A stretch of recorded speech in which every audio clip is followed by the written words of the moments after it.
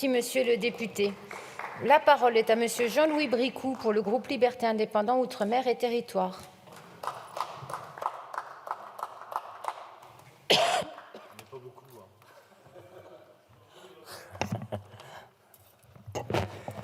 Merci Madame la Présidente, Monsieur le Ministre, Messieurs les Présidents de Commission, Monsieur le Président de la Commission et Messieurs les rapporteurs.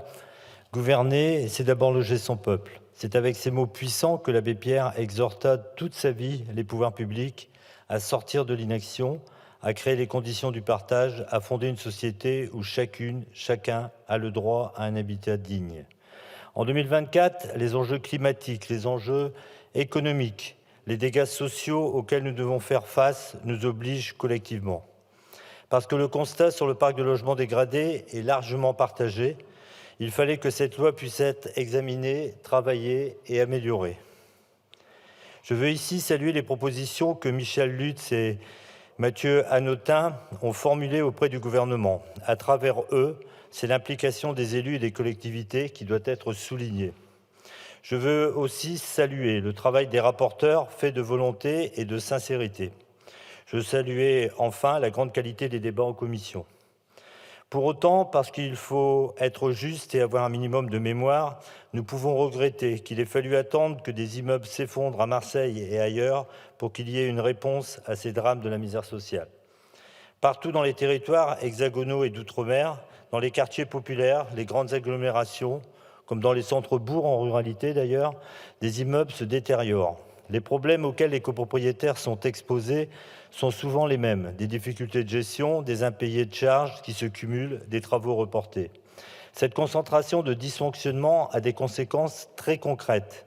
Elle est synonyme de logements souvent vétustes, pour ne pas dire indignes, d'immeubles qui tombent en décrépitude, voire qui s'effondrent, de quartiers qui perdent en attractivité. Ceux qui le peuvent, d'ailleurs, quittent ces logements, ces immeubles. Il ne reste bien souvent que les ménages les plus précaires, enfermés dans des logements devenus dangereux et dans une spirale de paupérisation. Ces situations sont évidemment inacceptables dans un pays comme le nôtre. Aujourd'hui, nous nous devons d'agir puissamment. Et ce projet de loi permettra aux collectivités et aux opérateurs d'intervenir le plus en amont possible parce qu'il nous faut éviter les drames humains et sociaux. Ce texte prévoit aussi des mesures de bon sens attendues depuis longtemps.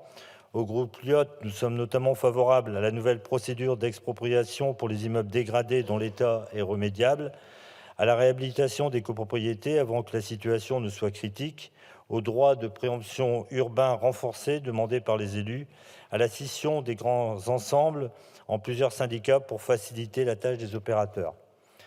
J'ai eu l'occasion de le dire en commission que plusieurs dispositions gagneraient en revanche à être retravaillées. S'agissant de l'emprunt global collectif pour le financement de travaux dans les copropriétés, nous redoutons que des établissements financiers ne prêtent aux copropriétés en difficulté. La mise en place d'une garantie publique s'impose. Le gouvernement, d'ailleurs, a déposé un amendement en ce sens. Nous y serons favorables.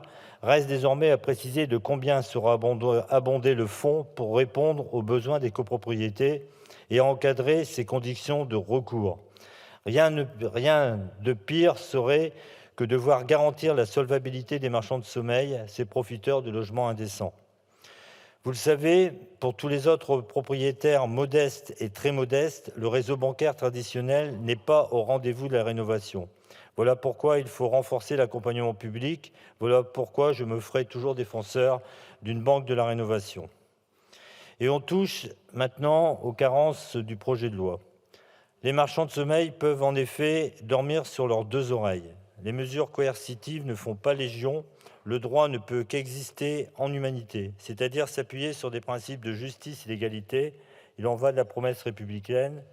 Je pourrais parler aussi de l'absence de repérage et d'accompagnement des copropriétés qui sont en difficulté et pas encore dégradées, de l'insuffisance de nouvelles informations au registre national d'immatriculation des copropriétés, ou encore de l'absence d'éléments concernant l'accompagnement en ingénierie et financier, alors que la prise en charge opérationnelle de la lutte contre l'habitat indigne pèse sur les budgets.